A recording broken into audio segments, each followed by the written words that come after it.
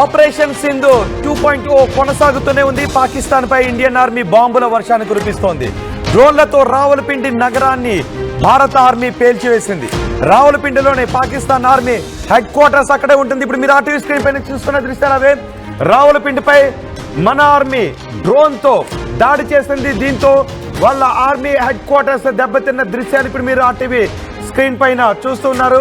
రావలపిండిలోనే Pakistan army head quarters ఉంటుంది.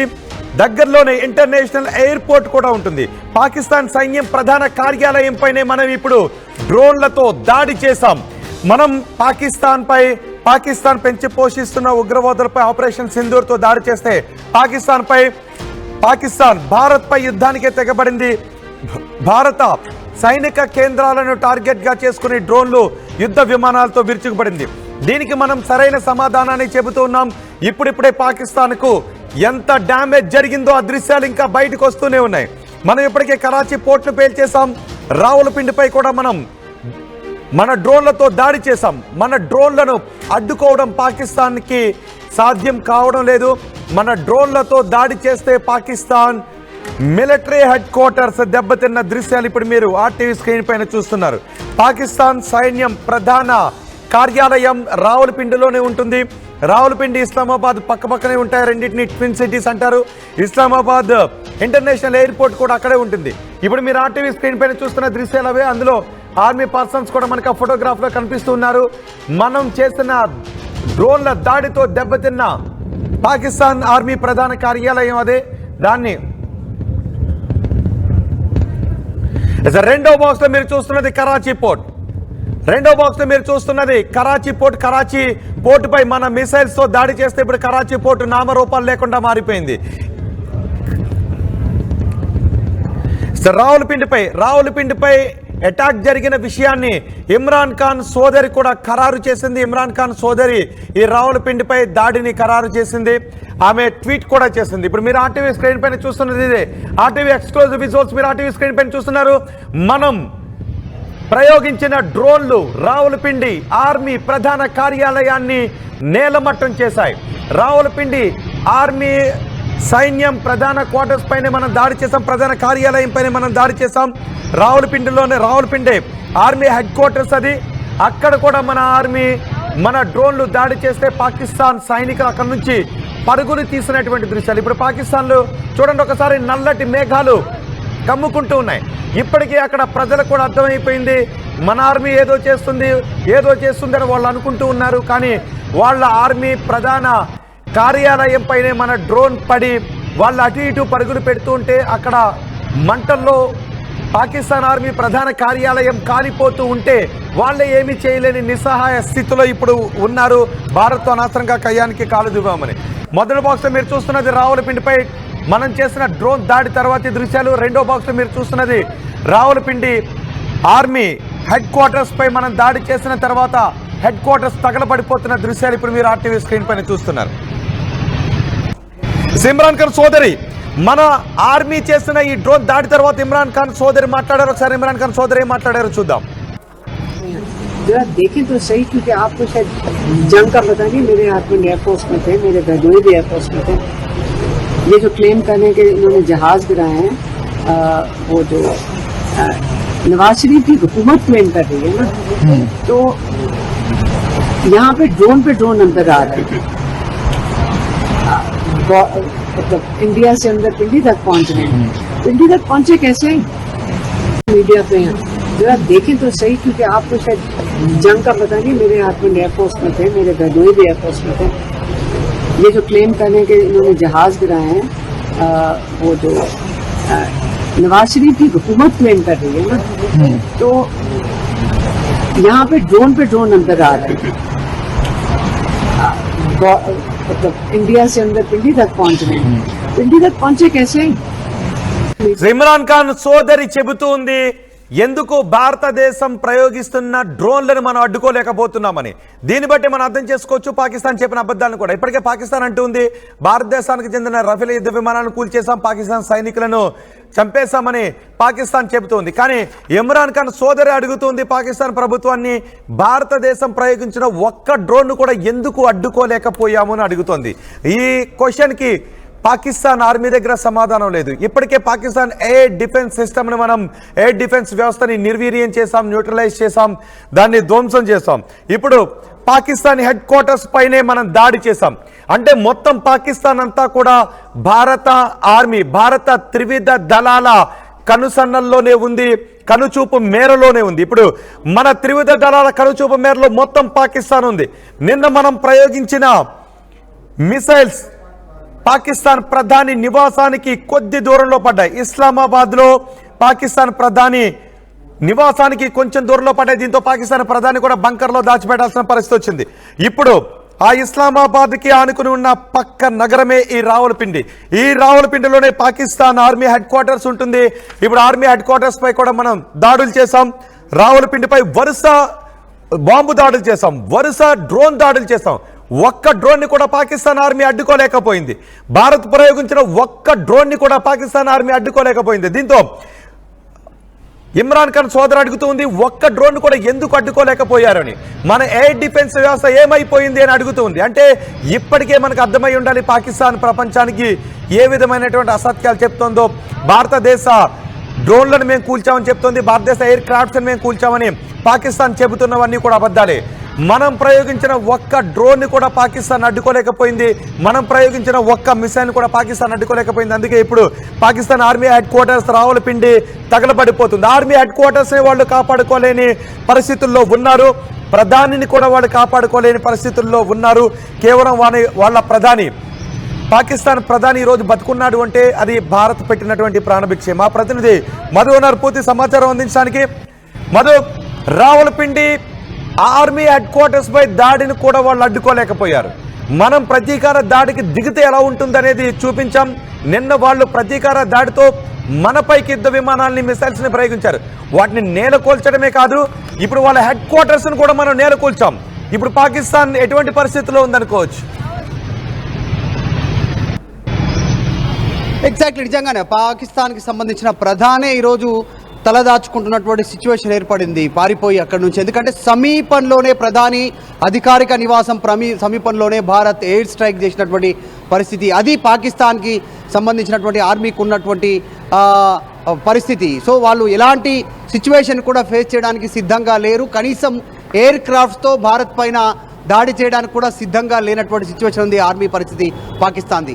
చలో అతలాకుతలం అయిపోయింది. పాకిస్తాన్ ఒక్కసారిగా ముప్పేట దాడికి దిగింది భారత్ పాకిస్తాన్ పైన. మనం చూసాం నిన్న లాహోర్, ఇస్లామాబాద్, రావల్పిండి సంబంధించినటువంటి ప్రాంతాల్లో వరుస దాడులు నిర్వహించారు.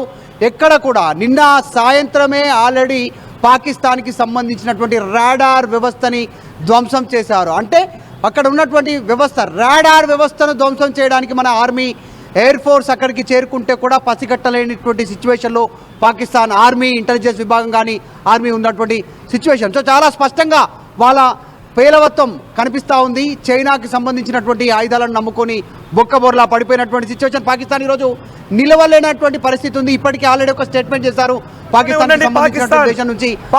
ప్రజలు ఇప్పుడు ఆందోళనలో ఉన్నారు, పాకిస్తాన్ పాలకులు కూడా ఆందోళనలో ఉన్నారు. పాకిస్తాన్ ప్రజల్లో ఇప్పుడు భయాందోళనలు వ్యక్తమవుతున్నాయి.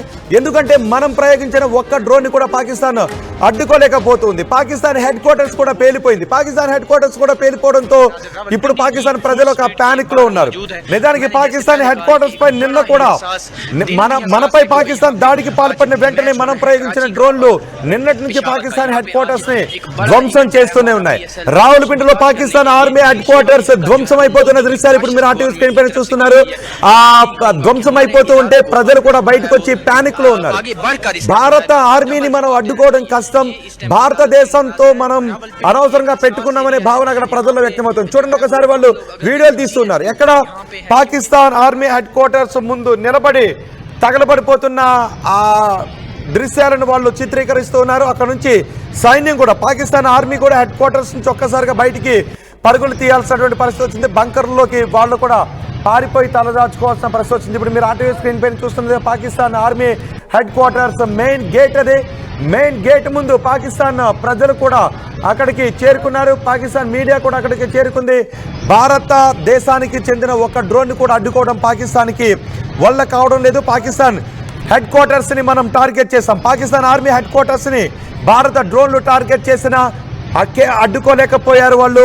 అంతేకాదు పాకిస్తాన్ ప్రధానికి కొద్ది దూరంలో పడిన మన మిసైల్ కూడా వాళ్ళు డిఫీట్ చేయలేకపోయారు. అంటే పాకిస్తాన్ ఎయిర్ డిఫెన్స్ వ్యవస్థని మనం పూర్తిగా దెబ్బతీసాం. పాకిస్తాన్ ఎయిర్ డిఫెన్స్ వ్యవస్థ ఇప్పుడు పనిచేయని స్థితిలో ఉంది. మన ఎయిర్ డిఫెన్స్ వ్యవస్థతో పాకిస్తాన్కి చెందిన మొత్తం డ్రోన్లను, వారి మిసైల్స్ ని కూడా మనం డిఫీట్ చేసాం. మా ప్రతినిధి మధు ఉన్నారు సమాచారం అందించడానికి. మధు, ఏంటి ఇప్పుడు పాకిస్తాన్ లో పరిస్థితి? వాళ్ళ అక్కడ పాకిస్తాన్ లో ప్రజలు కూడా ఇప్పుడు పానిక్ అవుతున్నారు, ఆందోళనకు గురవుతున్నారు. ఎగ్జాక్ట్లీ పాకిస్తాన్ చేతులు ఎత్తేసినట్టుగా కనిపిస్తూ ఉంది. ఎక్స్ వేదికగా వాళ్ళు ట్వీట్ చేస్తూ, ప్రపంచ బ్యాంకును ట్వీట్ చేస్తూ వాళ్ళు ట్వీట్ చేశారు. ఆర్థికంగా నష్టపోయాం, భారత్తో పెట్టుకొని మేము ప్రస్తుతం ఆర్థిక లేమితో ఇబ్బంది పడతా ఉన్నాం. ఆయుధ సంపత్తి కొనుగోలుకైనా, దేశం నడపడానికైనా మాకు ఆర్థిక సహాయం కావాలనేటువంటి ఆల్రెడీ అడుక్కునేటువంటి పొజిషన్కి వచ్చిపోయింది. ఆల్రెడీ ప్రపంచ బ్యాంకును ట్వీట్ చేస్తూ అఫీషియల్గా పాక్ ట్వీట్ చేయడం పైన ఎక్స్లో దీనిపైన ఆల్రెడీ చర్చ జరుగుతూ ఉంది. సో ప్రస్తుతం కేవలం 2 రోజుల వ్యవధిలోనే జరిగినటువంటి దాడులనే తట్టుకోలేనటువంటి పరిస్థితిలో ఉంది పాక్. అక్కడ ఉన్నటువంటిది పరిస్థితి, ప్రజలంతా హాహాకారాలు పెడతా ఉన్నారు. ప్రభుత్వం పైన తిరుగుబాటు చేసే అవకాశం ఉంది. Already Pakistan army chief Munir కనపడట్లేదు.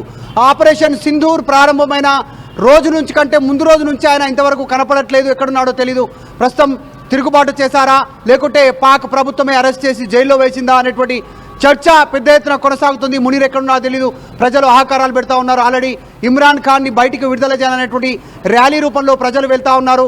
అక్కడ ఉన్నటువంటి వాళ్ళంతా కూడా ఈరోజు ప్రపంచ దేశాలను వేడుకుంటున్నటువంటి సిచ్యువేషన్ ఉంది. డైరెక్ట్గా పాక్ ప్రధానియే తలదాచుకున్నటువంటి సిచ్యువేషన్. ఇక్కడనేమో భారత ప్రధాని నరేంద్ర మోదీ ఢిల్లీలో మినిట్ టు మినిట్ కేవలం రోజుకు 2 నుంచి 2.5 గంటలు మాత్రమే నిద్రపోతూ ఇక్కడ ప్రతి అంశాన్ని అందుబాటులోనే ఉన్నాడు. మధు ఒక్కసారి అందుబాటులోనే ఉన్నాడు. ఎస్, మనం ఇప్పుడు ఆర్మీ హెడ్ క్వార్టర్స్ ని టార్గెట్ చేయడంతో ఇప్పుడు ఆర్మీలో కూడా ఆత్మస్థైర్యం దెబ్బతింది. ఆర్మీ సిబ్బంది కూడా అక్కడ నుంచి పక్కకు పరుగులు తీసిన పరిస్థితి కనిపిస్తోంది. ఇప్పుడు ప్రజలందరూ ఆందోళనలో ఉన్నారు. ప్రజల ఆత్మస్థైర్యం మాత్రమే కాదు, సైనికుల ఆత్మస్థైర్యం కూడా దెబ్బతింది. పాకిస్తాన్ ఆర్మీ హెడ్ క్వార్టర్స్ ఎప్పుడైతే మనం టార్గెట్ చేశామో పాకిస్తాన్ ఆర్మీ ఇప్పుడు ఆందోళనలో ఉంది. పాకిస్తాన్ ఆర్మీ మానసిక స్థైర్యాన్ని మనం దెబ్బతీసాం. రావులపిండిలో డ్రోన్ అటాక్ జరిగిందని స్థానికులు కూడా ధృవీకరిస్తున్నారు. ఇమ్రాన్ ఖాన్ సోదరు కూడా అదే చెప్తుంది. పాకిస్తాన్ లో ఇప్పుడు భారత్ ప్రయోగిస్తున్నటువంటి ఏ డ్రోన్ ని, మిసైల్ ని కూడా వాళ్ళు అడ్డుకునే పరిస్థితుల్లో లేరు, అడ్డుకునే అవకాశం కూడా లేదు. పాకిస్తాన్ ఆర్మీ హెడ్ క్వార్టర్స్ ని మనం టార్గెట్ చేయడంతో ఆర్మీ ఆత్మస్థైర్యం కూడా దెబ్బతింది. ఒకసారి మీరు ఆ స్క్రీన్ పైన చూడొచ్చు, అవే దృశ్యాలు. అవి అక్కడ దృశ్యాల్లో మీరు చూస్తున్నదే పాకిస్తాన్ ఆర్మీ హెడ్ క్వార్టర్స్ పైన మనం దాడి చేస్తున్నప్పుడు తీసినటువంటి దృశ్యాలు మీరు ఆర్టీవీ స్క్రీన్ పైన ఎక్స్క్లూజివ్ గా చూస్తున్నారు. పాకిస్తాన్ ఆర్మీ హెడ్ క్వార్టర్స్ ఇప్పుడు పాకిస్తాన్ ప్రజలు అనుకుంటూ ఉన్నారు ఆర్మీ తన హెడ్ క్వార్టర్స్ రక్షించుకోలేకపోయింది, ఇక పాకిస్తాన్ భూభాగాన్ని, పాకిస్తాన్ ప్రజలను ఏం రక్షిస్తుంది అని వాళ్ళు అనుకుంటూ ఉన్నారు. పాకిస్తాన్ భూభాగాన్ని ఇక పాకిస్తాన్ ఆర్మీ ఏం రక్షించుకుంటుంది అని అనుకుంటున్నారు. రావులపిండి స్టేడియం కూడా మనం ప్రయోగించిన డ్రోన్లలో కాలిపోతూ ఉంది. ఇప్పుడు మీరు ఆర్టీవీ స్క్రీన్ పైన చూస్తున్నది ఆర్మీ హెడ్ క్వార్టర్స్ తో పాటు రావులపిండి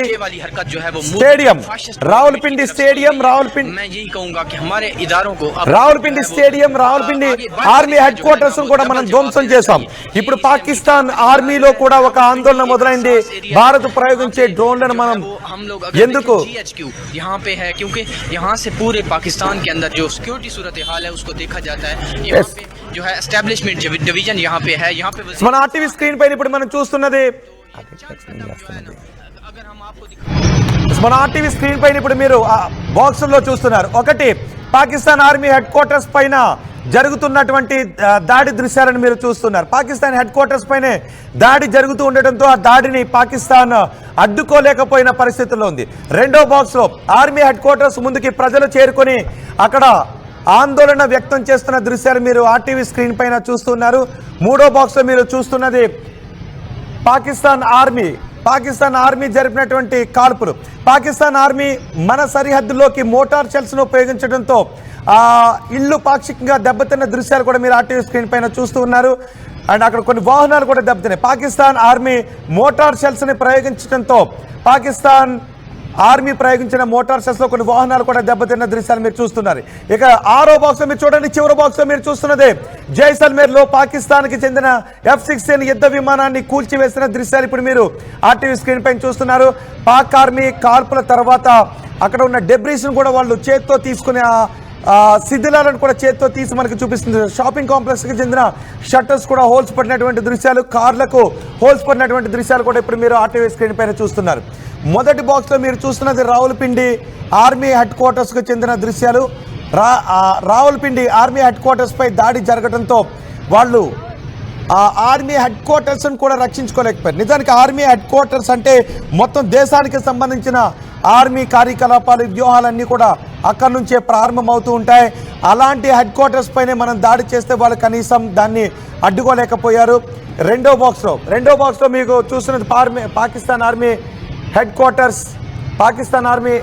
క్వార్టర్స్ ముందు, రావులపిండిలో పాకిస్తాన్ ఆర్మీ హెడ్ క్వార్టర్స్ ముందు ప్రజలు అక్కడికి చేరుకొని భయాందోళన వ్యక్తం చేస్తున్నారు. అక్కడ తగలబడిపోతున్న ఆర్మీ హెడ్ క్వార్టర్స్ని వాళ్ళు తమ కెమెరాల్లో షూట్ చేసుకుంటూ ఉన్నారు.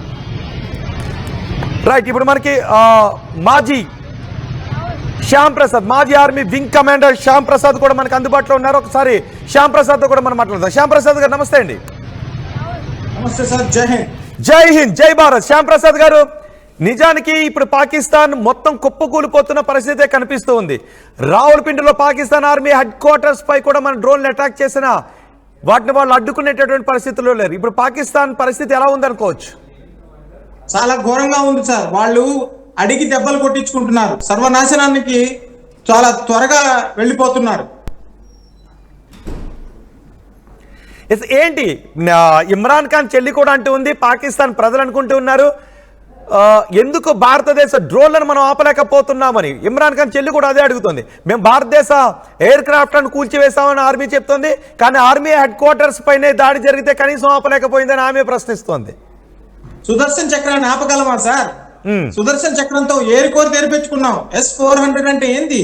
దాన్ని ఏకకాలంలో 16 డ్రోన్లను ఆపగలదు. ఏకకాలంలో 9 చోట్ల అటాక్ చేసే శక్తి ఒక్క భారతదేశానికి మాత్రమే ఉంది ప్రపంచంలో. ఇప్పటికే మనం పాకిస్తాన్ ఎయిర్ డిఫెన్స్ వ్యవస్థని మనం నిర్వీర్యం చేసాం, న్యూట్రలైజ్ చేసాం దాన్ని. ఇక పాకిస్తాన్ ఎయిర్ డిఫెన్స్ వ్యవస్థ కుప్పకూలిపోయినట్టేనా? ఎయిర్ డిఫెన్స్ వ్యవస్థ కుప్పకూలిపోయింది, నేవల్ వ్యవస్థ కుప్పకూలిపోయింది. ఇంకా ఆర్మీకి వాళ్ళు రమ్మని పిలుస్తున్నారు. అడిగి చెప్పు దెబ్బలు కొట్టించుకోవడం అంటే ఇదే. రావల్పిండి వాళ్ళ మిలిటరీ స్థావరం, వాళ్ళ హెడ్ క్వార్టర్స్ అన్ని అక్కడ ఉన్నాయి. దాన్ని ధ్వంస పారాయణం చేసేసాం మనం. ఇంకా ఏం కావాలి? అడిగి కొట్టించుకోవడమా?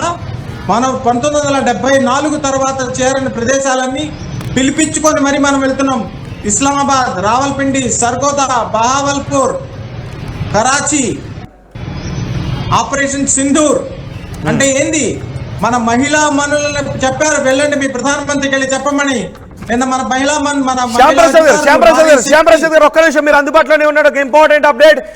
భారత్ లోకి చొరబట్టడానికి ప్రయత్నం చేసిన 7 ఉగ్రవాదులను మన ఆర్మీ కాల్చి చంపేసింది. జైషే మహమ్మద్ కు చెందిన ఉగ్రవాదుల కుట్రను భగ్నం చేశాం.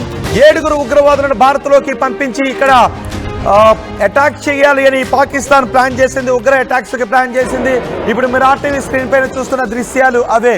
7 ఉగ్రవాదులు భారత్లోకి చొరబడటానికి ప్రయత్నం చేసిన సమయంలో ఆ ఉగ్ర కుట్రను భారతదేశం ఛేదించింది. 7 ఉగ్రవాదులను కూడా కాల్చి చంపేసింది. బిఎస్ఎఫ్ జవాన్లు ఈ 7 ఉగ్రవాదులను కాల్చి చంపేశారు. సాంబా సెక్టార్ లో ఈ కాల్పుల ఘటన చోటు చేసుకుంది. భారత సరిహద్దుల్లోకి వచ్చేందుకు ప్రయత్నం చేశారు జైషే మహమ్మద్ ఉగ్రవాదులు. ఇప్పటికే భారతదేశంలో పహల్గామ్లో ఉగ్ర దాడిని సృష్టించి, మారణ హోమాన్ని సృష్టించి ఫలితాన్ని అనుభవిస్తున్నటువంటి పాకిస్తాన్ ఇంకా ఆ వంకర బుద్ధులు మానుకోలేదు. మరికొంతమంది ఉగ్రవాదులను సాంబా సెక్టార్లోంచి భారతదేశంలోకి చొరబడేలాగా చేసి ఇక్కడ కొన్ని ఉగ్ర కార్యకలాపాలు నేర్పాలి అని అనుకుంది. భారతదేశంలోకి ప్రవేశిస్తున్న జైషే మహమ్మద్ ఉగ్రవాదులను చంపేస్తున్న దృశ్యాలు ఒకసారి ఆడియో విందాం.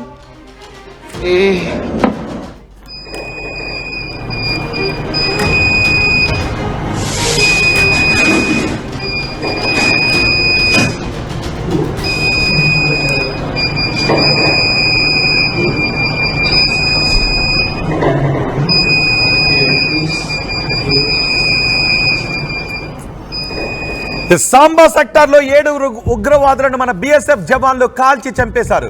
ఇప్పటికీ పాకిస్తాన్ కి బుద్ధి రావడం లేదు. పాకిస్తాన్ ఇప్పటికీ ఉగ్రవాదులను భారతదేశంలోకి పంపించి ఇక్కడ మారణ హోమాన్ని సృష్టించాలనుకుంటున్న కుట్రను బిఎస్ఎఫ్ జవాన్లు భగ్నం చేశారు. శ్యామ్ ప్రసాద్ గారు, ఒకవైపు మన వైపు ప్రయోగిస్తున్న మిసైల్స్ని మనం డిఫీట్ చేసి నేల కూలుస్తున్నాం. పాకిస్తాన్కి మన డ్రోన్లను అడ్డుకోవడం చేత కావట్లేదు. ఇప్పుడు 7 ఉగ్రవాదులను పంపించాలని చూస్తుంది. వాళ్ళను కూడా మన BSF జవాన్లు కాల్చి చంపేశారు. అంటే పాకిస్తాన్ ఆలోచన విధానాన్ని ఎలా చూడాలి? వాళ్ళ దగ్గర ఏం మిగలలేదు సార్, ఆయుధాలు మిగలలేదు, శక్తి సామర్థ్యాలు మిగలలేదు, డబ్బులు మిగలలేదు.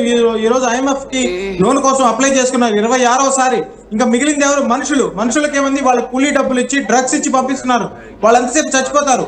మ్యాన్ పవర్ లేదు, మషీన్ లేదు, ఎక్విప్మెంట్ లేదు, విల్ పవర్ లేదు, కుప్పకూలిపోవడమే. ఈ రోజు వైట్ ఫ్లాగ్ వచ్చేయడమే అంతే.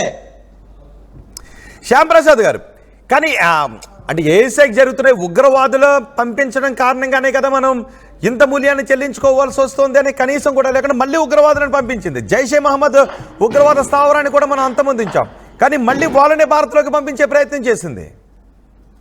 సార్, ప్రపంచం మొత్తంలో దేశాలకి ఆర్మీలు ఉంటాయి సార్. పాకిస్తాన్ లో ఆర్మీకి ఒక దేశం ఉంది, కానీ ఆ దేశాన్ని కూడా కోల్పోతున్నారు వాళ్ళు. 1971లో వాళ్ళు బంగ్లాదేశ్ ని కోల్పోయారు. ఇప్పుడు బలూచిస్తాన్ ని కోల్పోవచ్చు, ఖైబర్ పఖ్తూన్ఖాని కోల్పోవచ్చు, కరాచీ ఆల్రెడీ వెళ్ళిపోయింది. వాళ్ళ శక్తి సామర్థ్యాలన్నీ, వాళ్ళ తెలివితేటలన్నీ వాళ్ళు టెర్రరిజం మీదే పెట్టారు. ఎంత దౌర్భాగ్యమైన పరిస్థితి, స్వయంకృతాపరాధం. శ్యామ్ ప్రసాద్ గారు, మన ఆర్మీ హెడ్ క్వార్టర్స్ నే పేల్ చేస్తాం. ఆర్మీ హెడ్ క్వార్టర్స్ నే పేల్ చేస్తే అది సైనికుల్లో ఆత్మస్థైర్యాన్ని ఎలా దెబ్బతీసే అవకాశం ఉంటుంది? ఎంత పెద్ద అవమానం సార్. 1971లో 90,000 మంది సైనికులు సరెండర్ అయ్యారు. అంతకన్నా గొప్ప ఘోరమైన అవమానం ఇది. సైనిక్ హెడ్ క్వార్టర్స్ నే, military head quarter Rawalpindi military head quarters, Islamabad వాళ్ళ పాలనా వ్యవస్థ, పార్లమెంట్ ఉంది. రెండింటి దగ్గరికి మనం వెళ్ళిపోయాం. అడిగి పిలిపించుకున్నారు వాళ్ళు. 1971 తర్వాత మనం వెళ్ళని ప్రదేశాలన్నిటికీ వాళ్ళు స్వయంగా ఆహ్వానించి పిలిపించుకున్నారు. ఇంతకన్నా దౌర్భాగ్యం ఉంటుందా?